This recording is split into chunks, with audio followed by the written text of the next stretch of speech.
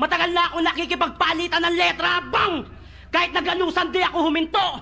Tagaktak pawis kahit lumuwa pa ng dugo. Walang lugaw sa McDo. Trip, trip, trip. Yo, Trip lang.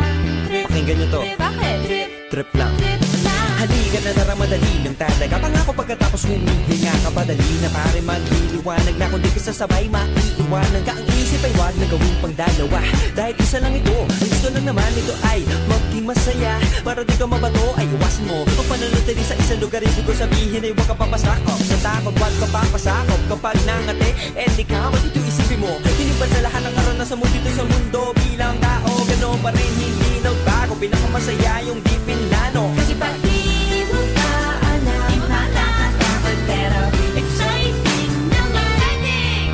Yeah! Sumabay lang sibat na ng bahala. Oras na tutukan lang di pa nagdalawa. Minsan lang kaya magpakaligaya. Mag-enjoy, magsaya, walang mawawala. Trip, trip, trip, trip lang.